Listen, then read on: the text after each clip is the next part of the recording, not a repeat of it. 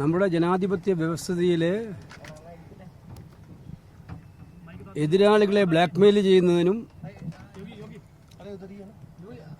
അതുപോലെ തന്നെ ഏകാധിപത്യ പ്രവണത വർദ്ധിപ്പിക്കുന്നതിനും വേണ്ടിയിട്ടുള്ള ബില്ലാണിത്. ഇത് പാസ്സാക്കാൻ പോകുന്ന ബില്ലല്ല. എന്നുവെച്ചാൽ ഭരണഘടനാ ഭേദഗതി എന്ന് പറഞ്ഞ് 1/2 ഭൂരിപക്ഷം വേണം. പക്ഷെ അവരുദ്ദേശിക്കുന്നത് രാജ്യവ്യാപകമായി ഇപ്പം നടക്കുന്ന വോട്ടർ പട്ടിക ക്രമക്കേടും കൊള്ളയ്ക്കും എതിരായിട്ടുള്ള പ്രചരണത്തിൽ നിന്നും ശ്രദ്ധ തിരിച്ചുവിടാൻ പറ്റുമോ എന്നുള്ള ശ്രമമാണ് അവർ നടത്തുന്നത്. അത് അവർക്ക് തെറ്റായ ധാരണയാണ്. ആ പരിപാടി ജനശ്രദ്ധ ആകർഷിച്ചു കഴിഞ്ഞു, താഴെത്തട്ടിലെ ജനങ്ങളിലേക്ക് എത്തിക്കഴിഞ്ഞു. ഈ നാട്ടിലിപ്പോൾ നടക്കുന്നത് വോട്ട് കൊള്ളയാണെന്നുള്ളത്. ഓരോ ദിവസം കഴിയും തോറും പുതിയ പുതിയ വെളിപ്പെടുത്തലുകൾ വന്നുകൊണ്ടേയിരിക്കുകയാണ്. ഒരു സംശയം വേണ്ട, അതിൻ്റെ പിന്നാലെ ഇന്ത്യയിലെ ജനങ്ങൾ ഒറ്റക്കെട്ടായി അണിനിരക്കും. പക്ഷേ അതിൽ നിന്നും ഡൈവേർട്ട് ചെയ്യാനുള്ള ശ്രമമാണ് ഇപ്പോൾ ഈ നടത്തിയിരിക്കുന്നത്. നിങ്ങൾ മനസ്സിലാക്കേണ്ടത്, നമ്മുടെ ഇന്ത്യൻ ഭരണഘടന അനുസരിച്ചായാലും ശിക്ഷാ നിയമം അനുസരിച്ചായാലും ഒരാളെക്കുറിച്ച് ആരോപണമുണ്ടായാൽ, കേസുണ്ടായാൽ അതിൽ ശിക്ഷാ നടപടി നേരിടുന്നതുവരെ അയാൾ കുറ്റക്കാരനാണെന്ന് പറയാൻ പറ്റില്ല. കേന്ദ്ര ഗവൺമെൻറ് ഇപ്പോൾ ED വിചാരിച്ചാൽ ആരെ വേണമെങ്കിലും 30 ദിവസത്തേക്ക് ജയിലിലിടാം. 30 ദിവസത്തേക്ക് ജയിലിലിട്ടാൽ അത് മുഖ്യമന്ത്രി ആയാലും മന്ത്രിമാരായാലും ഓട്ടോമാറ്റിക്കലായിട്ട് അവർ ആ പദവികളിൽ നിന്നും നീക്കം ചെയ്യപ്പെടുകയാണ്. ഫലത്തിൽ മുഖ്യമന്ത്രിമാരെയും മന്ത്രിമാരെയും നീക്കാനുള്ള പവർ കേന്ദ്ര സർക്കാർ ഏറ്റെടുക്കുകയാണ്.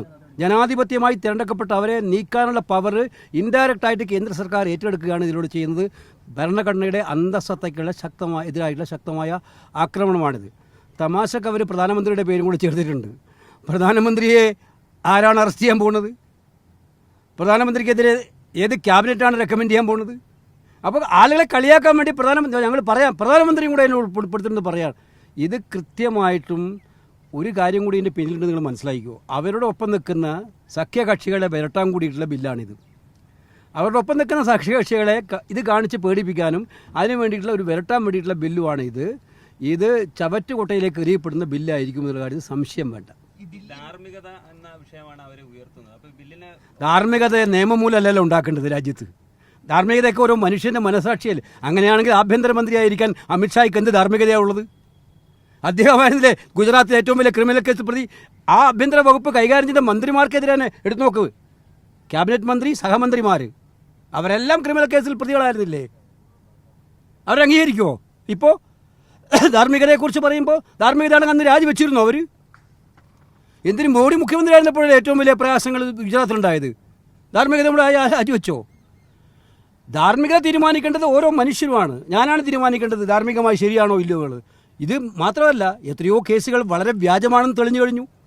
ED രജിസ്റ്റർ ചെയ്യുന്ന കേസുകൾ, ED ആണല്ലോ ഇപ്പോൾ ആയുധം. ഇതിനൊക്കെ പിന്നിൽ പ്രവർത്തിക്കാൻ പോകുന്ന ED ആണ്. സുപ്രീം കോടതി ഇപ്പോൾ EDയുടെ കാര്യത്തിൽ ചില ശക്തമായിട്ടുള്ള നിഗമനങ്ങൾ നടത്തിയിരിക്കുകയാണ്. സുപ്രീം കോടതി അവരെടുത്ത 100 കേസുകൾ എടുത്താൽ ഒരു കേസാണ് ശിക്ഷിച്ചിട്ടിരിക്കുന്നത്. 1% അവരുടെ കൺവിക്ഷൻ റേറ്റ്. ആ സാഹചര്യത്തിൽ 99% നിരപരാധികളാണെന്ന് വിട്ടയക്കപ്പെടുന്ന സാഹചര്യം ഉണ്ടാകുമ്പോൾ ഇവരെ എല്ലാം ജയിലിലടച്ചിട്ട് അവരുടെ സ്ഥാനങ്ങൾ എടുത്ത് കളയാന്ന് പറഞ്ഞാൽ ഇത് പ്രതിപക്ഷ സംസ്ഥാനങ്ങളെ ടാർഗറ്റ് ചെയ്തുകൊണ്ടുള്ള ബില്ലാണ്. അവർക്ക് വേണ്ടി മാത്രമുള്ള ബില്ലാണ്.